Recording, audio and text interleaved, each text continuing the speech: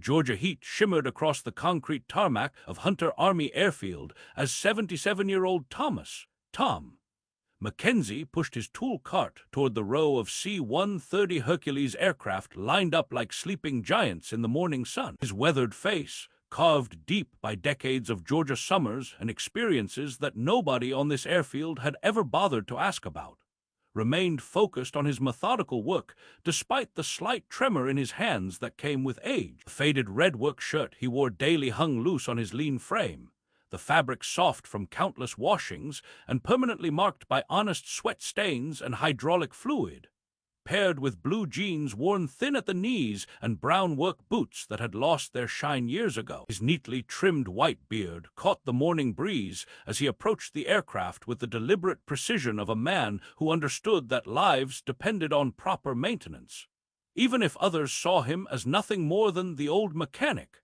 with shaky hands and outdated knowledge. To the elite paratroopers of the 75th Ranger Regiment preparing for their morning jump training, Tom was simply part of the infrastructure, invisible support staff who kept their aircraft flying while real warriors prepared for missions that would reshape the world. He'd been working aircraft maintenance at Hunter for 8 years since his retirement, and the young Rangers saw him as nothing more than a relic from a different era, telling the same tired stories to anyone polite enough to listen. First Sergeant Marcus Steele Rodriguez, 34 years old and built like a human weapon, strode across the tarmac with his stick of 12 Rangers, their combat equipment creating a rhythmic percussion against their bodies. His uniform bore the distinctive Ranger tab and master parachutist wings that represented years of jumping into the world's most dangerous places, and his presence commanded the kind of respect that came with surviving operations in countries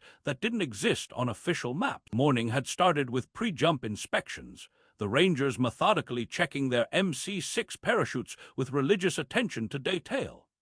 Tom had been performing routine maintenance on the C-130's cargo ramp when he noticed Staff Sergeant Danny Ripcord Thompson struggling with his reserve parachute's ripcord housing. The young Ranger was forcing the mechanism, his frustration mounting as the safety pin refused to seat properly.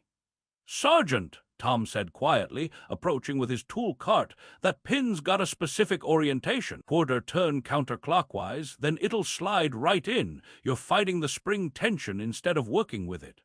Thompson followed the instruction, and the pin seated with a soft click. "What the hell are you doing?" Rodriguez barked, his voice carrying across the tarmac with parade ground authority. "Did I ask for maintenance advice from some civilian mechanic?" The assembled Rangers turned to watch, their faces showing casual amusement. Sergeant First Class Mike Canopy Williams stepped forward with obvious condescension. "What would a grease monkey know about military parachute systems? You probably learned about jumping from watching old war movies." The mockery grew sharper as more Rangers gathered. "Hey, Tom!" called out Staff Sergeant Jake Freefall Chen, grinning maliciously. "Tell us about your airborne days. I bet you've got some great stories about jumping out of biplanes with canvas parachutes." Tom's steel-gray eyes remained calm, his weathered hands steady despite their tremor. "Just trying to help, First Sergeant," he replied quietly, completely unaware that his humble competence was about to collide with their arrogant assumptions in ways that would forever change how they viewed the difference between stories and legend. Harassment escalated dramatically as First Sergeant Rodriguez decided to turn pre-jump training into public entertainment at Tom's expense. Word spread quickly across the airfield that the old mechanic was offering expert advice to Rangers, and soon a crowd of paratroopers and aircrew had gathered around the C-130 like predators sensing weakness. "Listen up, everyone," Rodriguez announced, his voice carrying across the scorching tarmac with theatrical authority. "Our resident parachute expert here has been dropping hints about his airborne experience for months. Time for some accountability." Staff Sergeant Thompson pulled out his phone, framing Tom in the screen with obvious malicious intent. "This is perfect content," he announced to his growing audience. "Some confused old mechanic trying to lecture actual Rangers about military parachute systems. My followers are gonna eat this up." The laughter was sharp and cruel, echoing off the concrete and aluminum of the aircraft. Tom remained calm beside his tool cart, his weathered hands continuing their methodical work despite the verbal bombardment. His steel-gray eyes held that same unsettling depth that had unnerved better men than these boys. The Georgia sun beat down mercilessly on his faded red work shirt, sweat darkening the collar, but his voice stayed steady as he examined Thompson's reserve parachute more closely. The breaking point came when Captain David, Jumpmaster, Morrison, the company commander, arrived to inspect his Rangers' pre-jump preparations. Instead of dispersing the crowd, he decided to join the entertainment. "What's the commotion, First Sergeant?" he asked, his voice carrying the authority of command and the casual cruelty of someone who had never learned to respect experience over rank. "Sir, our mechanic here has been sharing his combat jump experiences," Rodriguez explained with theatrical reverence. "Apparently, he was some kind of elite paratrooper back in the day. We're just trying to learn from his vast tactical expertise." The sarcasm was thick enough to cut with a knife. Morrison's eyes lit up with malicious amusement. "Is that so? Well, Tom, as an actual ranger and jump master with over 200 combat jumps, I'm always interested in learning from experienced paratroopers. What was your unit, your jump count? Or is this just another case of stolen valor from someone who probably never left the ground?" The accusation hung in the superheated air like smoke from a distant battlefield. Tom's jaw tightened almost imperceptibly, but he maintained his composure. "That reserve ripcord housing has a hairline fracture in the retaining pin, Captain," he said quietly, pointing to a barely visible mark on Thompson's equipment. "Might want to have riggers take a closer look before you trust your life to it at altitude." Rodriguez's face flushed with indignation. "Hairline fracture. Listen, old man, this equipment was inspected by qualified riggers less than 24 hours ago. Are you seriously suggesting you can spot defects that trained professionals missed?" He gestured dismissively at Tom's weathered hands. "With those shaky fingers and your ancient eyesight." Sergeant First Class Williams joined the assault, grinning maliciously. "Yeah, what's next? Gonna tell us about jumping out of biplanes with canvas parachutes. Maybe share some stories about your buddy Lindbergh." The comment drew fresh waves of laughter from the assembled Rangers, their phones now openly recording what they saw as prime social media content. The sound of aircraft engines and cruel laughter began to warp and fade around Tom, replaced by the roar of different engines in a different time. The scorching Georgia tarmac dissolved into the frigid morning air over Korea, where the stakes of equipment failure weren't embarrassment, but death. It was November 1952, and Private First Class Thomas Mackenzie, barely 22 years old, was huddled in the belly of a C-119 flying boxcar, the frigid air seeping through every gap in the aircraft's skin. His unit, the 187th Regimental Combat Team, the Rakhassans, was preparing for a mass tactical jump behind enemy lines to secure strategic positions in the mountainous terrain of North Korea. Tom, a parachute rigger by trade, had personally inspected every chute in his stick, but something nagged at him about his own reserve. As the jump master called, "Stand up, hook up!" Tom's trained fingers automatically checked his static line connection, then moved to his reserve ripcord housing. There, so small it was barely visible, a hairline crack in the metal retaining pin that held the ripcord in place. It was the kind of manufacturing defect that could pass 3 inspections and still kill you when you needed that reserve most. "Check equipment," came the command. Tom's hands moved with practiced precision, but his mind was calculating. The crack was positioned exactly where maximum stress would occur during deployment. If his main chute malfunctioned and he had to pull that reserve, the pin might fail, leaving him with a streamer instead of a canopy. "Sound off for equipment check," the jumpmaster called. Okay," came the responses from the rear of the stick forward.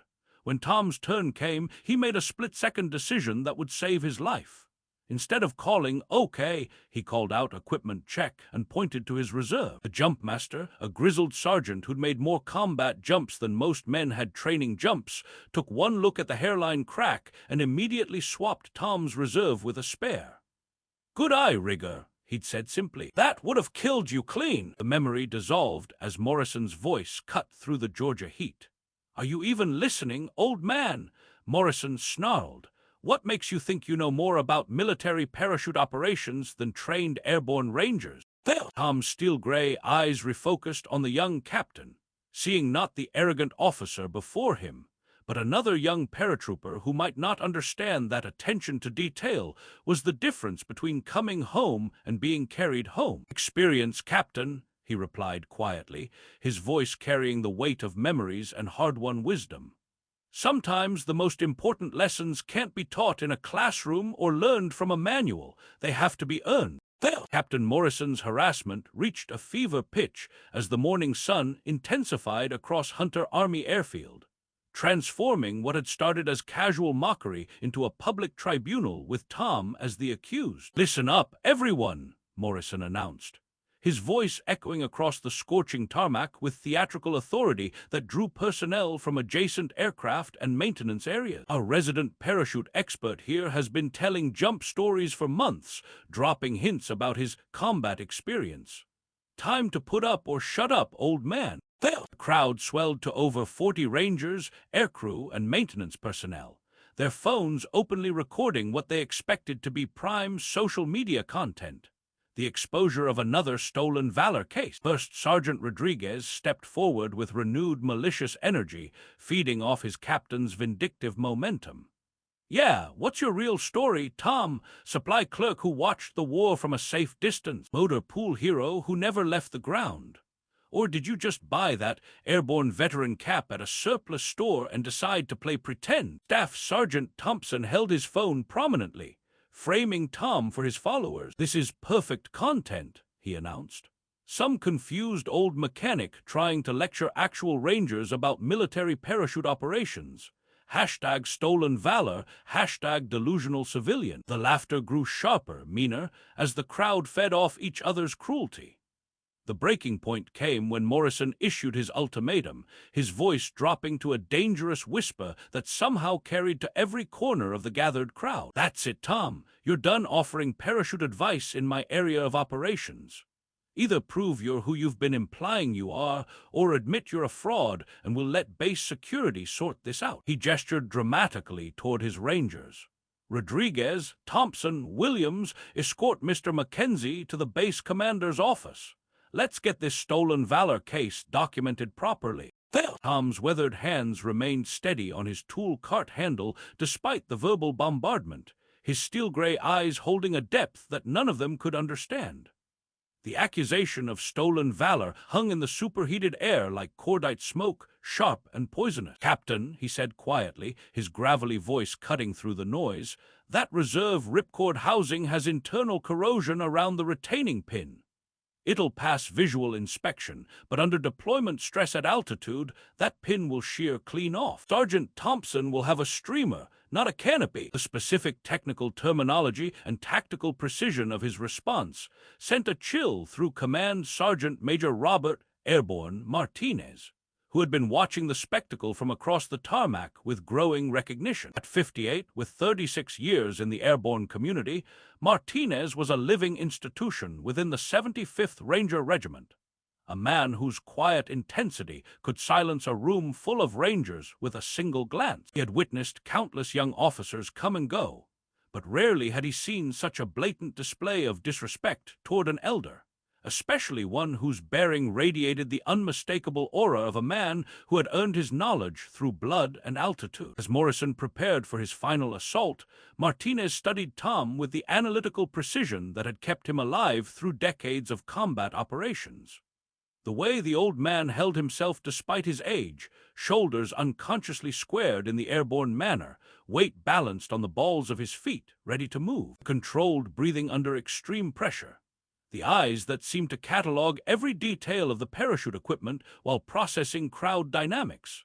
Most telling were the faint scars around his temples and the barely visible marks on his hands where parachute risers had cut deep during hard opening. The recognition hit Martinez like a physical blow. He'd seen that exact combination of bearing, scars, and unshakable calm before, in a grainy black and white photograph that hung in the regiment's heritage room. The image showed a young paratrooper standing beside a C-119 flying boxcar, his parachute harness still on, Surrounded by other members of the 187th Regimental Combat Team after a successful combat jump in Korea. Martinez pulled out his secure phone with hands that trembled slightly, not from age, but from the magnitude of what he was witnessing. He scrolled to a number he rarely used, the direct line to Colonel James Rakasson Walker, the regimental commander. "This is Walker," came the crisp response. "Sir, Command Sergeant Major Martinez, I need you at the flight line immediately. We have a critical situation involving our aircraft mechanic Thomas Mackenzie and Captain Morrison's company." Martinez's voice was tight with barely controlled emotion. "Sir, I believe Thomas Mackenzie is Staff Sergeant Thomas Rigger Mackenzie, 187th Regimental Combat Team, Korea." The silence on the other end was immediate and absolute. Every airborne professional knew that the 187th RCT was legendary. The Rakassons, who had conducted the last major combat parachute assault in American military history, jumping into some of the most dangerous terrain on Earth against overwhelming enemy forces. "Are you certain, Command Sergeant Major?"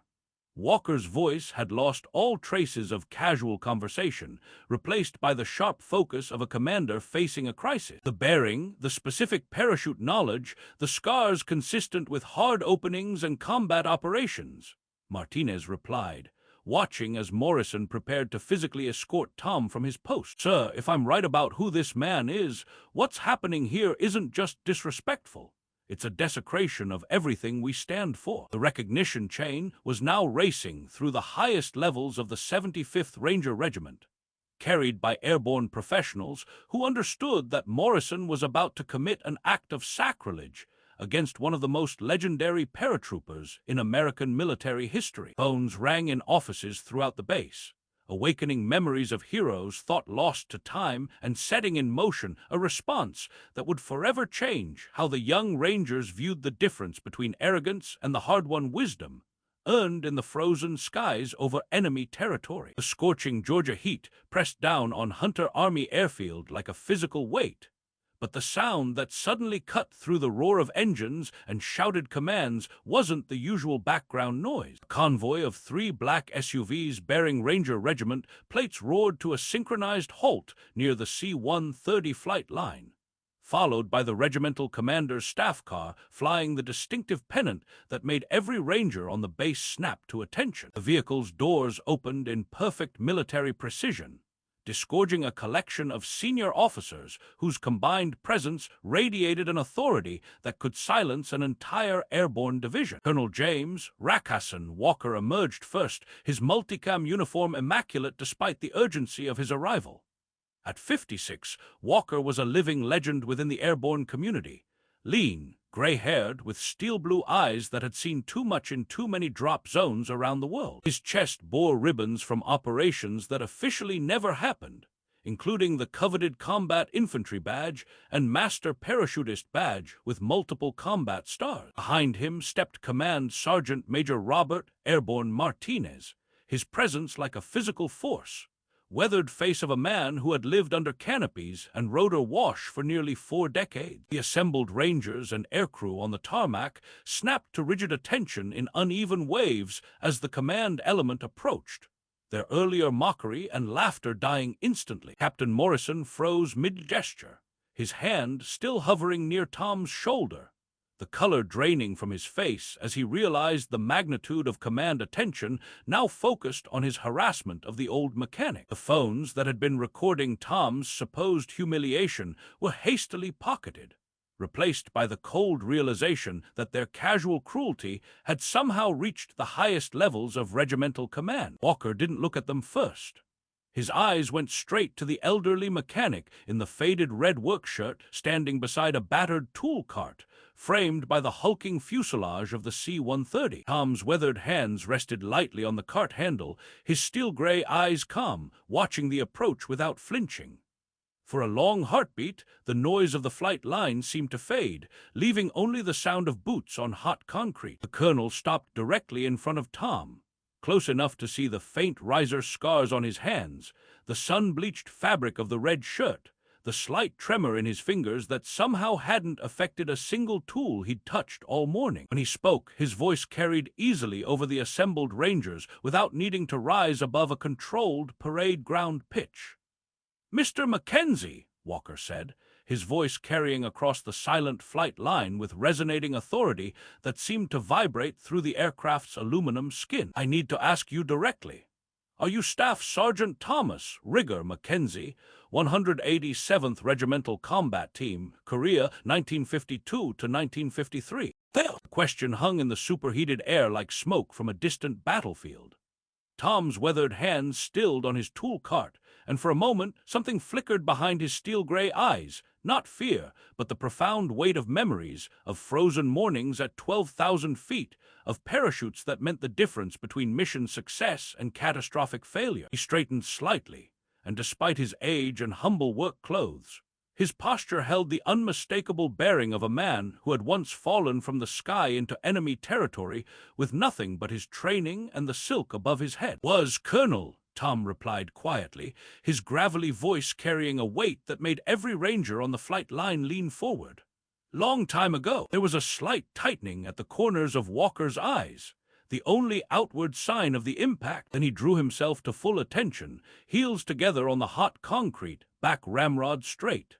His right hand snapped to his brow in a salute so sharp and precise it seemed to cleave the thick Georgia air. "Staff Sergeant Mackenzie," Walker said, his voice resonant and clear. "It is an honor to have you in my regiment, sir." A collective, stunned silence fell over the gathered Rangers as the regimental commander, battle-tested, master-rated legends to them, held that salute, arm locked, eyes locked on the old mechanic in the red shirt. Tom blinked once, then slowly straightened further, his spine remembering what his muscles had never truly forgotten. His right hand came up, fingers aligned, and he returned the salute with a crispness that did not belong to a man his age. Martinez mirrored the colonel a heartbeat later, his own salute snapping up with equal precision.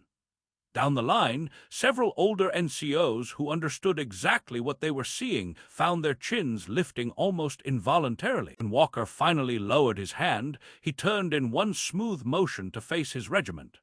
His voice, when he spoke, was no longer merely controlled. It was edged with a fury that made the air feel colder despite the heat. "Rangers," he said, his voice filling every corner of the flight line. "You stand in the presence of one of the men who wrote the chapter of airborne history you like to quote on motivational posters. Staff Sergeant Thomas Rigger Mackenzie participated in the last major combat parachute assault in American military history, the airborne operations in Korea with the 187th Regimental Combat Team that defined modern tactical parachute doctrine." Captain Morrison's face went from pale to ashen gray as the implications crashed over him like a failed parachute opening. The man he'd been calling a fraud, accusing of stolen valor, threatening with arrest. He was a living legend of American airborne operations. "In November 1952, Walker continued, his voice ringing with pride and barely contained rage, then Private First Class Mackenzie jumped with the Rakhassans into the frozen mountains of North Korea, conducting tactical operations behind enemy lines in some of the most dangerous terrain on Earth. As a parachute rigger, he was responsible for packing and maintaining the parachutes that kept his entire unit alive during multiple combat operations. He took a step toward Morrison and Rodriguez, his eyes never leaving them. When risers snapped and canopies tangled, when reserves had to come out under incoming fire, it was paratroopers like Mackenzie, riggers and jumpers both, who made the difference between a dead man's name on a stone and a ranger walking home. His attention to detail on the ground meant aircraft left with chutes that worked when it mattered. Command Sergeant Major Martinez's voice came in, low and hard as gravel. His call sign, Rigger, was earned through actions that are still taught at the U.S. Army Airborne School. Every paratrooper who has ever trusted his life to a parachute has benefited from techniques that Staff Sergeant Mackenzie developed under combat. The scorching Georgia heat seemed to intensify as Colonel Walker gestured toward Staff Sergeant Thompson's reserve parachute, the equipment now the focal point of a demonstration that would forever change how the 75th Ranger Regiment viewed the relationship between experience and technology. "Staff Sergeant Mackenzie," Walker said with profound respect, his voice carrying across the silent flight line. "These Rangers need to understand what real parachute expertise looks like. Would you honor us by showing them exactly what you saw in that reserve system?" Tom approached Thompson's parachute with the methodical precision that had kept paratroopers alive for over 70 years. His weathered hands steady despite their age-related tremor, as he examined the equipment with steel-gray eyes that had seen too much. The assembled crowd of over 40 Rangers, aircrew, and maintenance personnel formed a reverent semicircle around the C-130, their earlier mockery replaced by hushed anticipation as they watched the old mechanic transform from humble support staff into master instructor. "The problem isn't obvious," Tom said quietly, his gravelly voice filling the silence as he pointed to the reserve ripcord housing. "See this hairline mark here?" His gnarled finger traced an almost invisible line on the metal retaining pin. "Looks like normal wear, but it's actually stress corrosion. Microscopic fractures in the metal caused by repeated compression cycles and humidity exposure." He reached into his tool cart and pulled out a small micrometer, measuring the pin with practiced precision. "Under normal inspection loads, even moderate stress testing, this pin will hold. But at altitude, when you pull that ripcord under emergency conditions with adrenaline-enhanced strength, that fracture will propagate instantly. The pin will shear clean off, leaving you with a loose ripcord cable and a reserve that won't deploy." Technical Sergeant Maria Santos, the senior parachute rigger who had been watching from the edge of the crowd, stepped forward with a borescope inspection device. Under Tom's guidance, she angled the fiber-optic probe deep into the housing mechanism. Her breath caught as the internal view revealed what Tom's experienced eyes had detected: microscopic stress patterns invisible to standard inspection protocol. "Sir," she said to Colonel Walker, her voice tight with disbelief, "he's absolutely right. Internal pitting and hairline fractures throughout the pin structure. Under deployment stress, this would have catastrophically failed." Walker nodded grimly, then addressed the stunned assembly. "Tag that reserve non-mission capable immediately. Staff Sergeant Mackenzie just saved Sergeant Thompson's life with nothing but experience and attention to detail that our modern diagnostic equipment missed completely." Tom's weathered face grew distant as he continued examining the equipment, his steel-gray eyes seeing not just the failed hardware, but the ghost of another young paratrooper who hadn't been so fortunate. "Korea, 1952. He said quietly, his voice carrying the weight of hard-won experience. "Lost a good man named Martinez to a failed reserve over the Chasen Reservoir. Same failure pattern, same microscopic fractures that nobody caught during inspection." He reached into his shirt pocket and pulled out a worn photograph, a black and white image of 12 young paratroopers standing beside a C-119 flying boxcar, their faces streaked with camouflage paint, parachute harnesses still buckled, the distinctive Rakhasan patch visible on their shoulders. In the center of the group, a lean young man with steel-gray eyes held a reserve parachute, his expression focused with the intensity of someone who understood that attention to detail was the difference between life and death. "Martinez is third from the left," Tom continued, his voice thick with memory. "Kid from El Paso who wanted to be a teacher when he got home. His reserve failed during a night combat jump because I missed a stress fracture just like this one. He hit the ground at terminal velocity while I watched from above, helpless." His weathered hands trembled slightly as he held the photograph. "I swore that day I'd never miss another detail that could bring a paratrooper home safely." The silence on the flight line was profound and humbling. Captain Morrison stepped forward, his face ashen with the realization of how catastrophically wrong he'd been. "Staff Sergeant Mackenzie," he said, his voice barely above a whisper, "I owe you an apology I can never adequately make. You were trying to save Thompson's life, and I mocked you for it. I questioned your honor, your service, your expertise. If you hadn't caught that defect, Thompson would be another name on a wall."